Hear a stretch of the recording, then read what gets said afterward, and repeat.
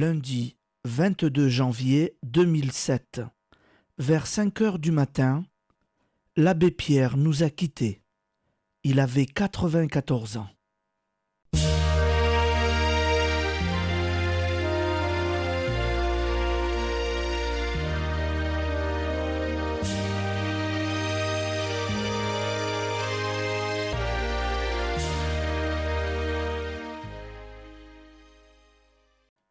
Il était le 5e né d'une famille aisée de 8 enfants. Henri Grouez a 15 ans lorsqu'il ressent un appel indescriptible et entre en 1930 au couvent des Capucins, où il reçoit le nom de Frère Philippe. Ordonné prêtre en 1938, il est vicaire à la cathédrale de Grenoble. Pendant la Seconde Guerre mondiale, il crée des maquis en Chartreuse et dans le Vercors et aide plusieurs personnes à passer en Suisse. Il garde de cette époque son nom de résistant, Pierre. Nommé aumônier à Paris à la Libération, il est député de Meurthe-et-Moselle de 1945 à 1951.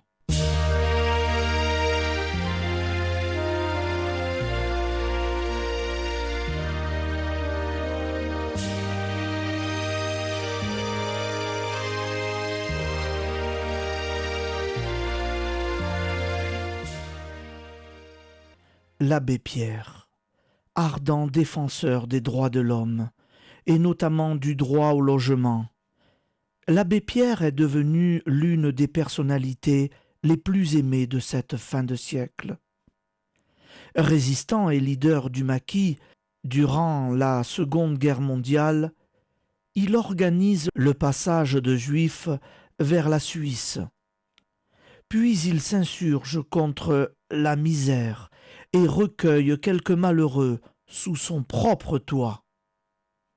Avec eux, il construit des cabanes et fonde en 1949 la première cité d'urgence des chiffonniers d'Emmaüs, dont chacun aujourd'hui connaît l'objectif.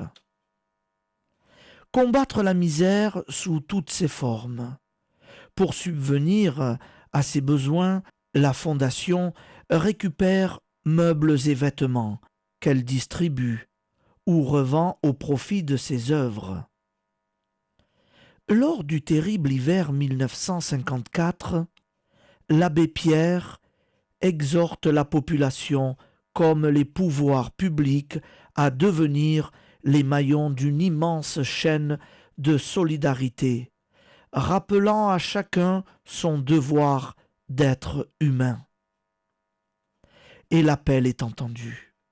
Un autel est mis à sa disposition, ainsi que des milliers de couvertures.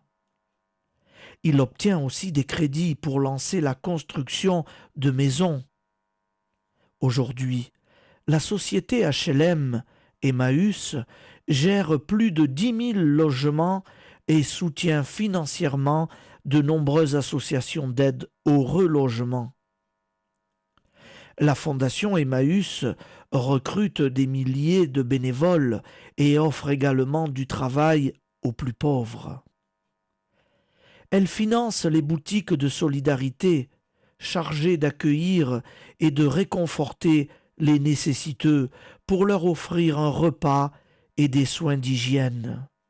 Elle travaille par ailleurs en association avec d'autres mouvements et tient des ateliers de remise à niveau partout à travers le monde, permettant aux illettrés, délinquants, intouchables, de retrouver confiance en eux et d'acquérir une qualification.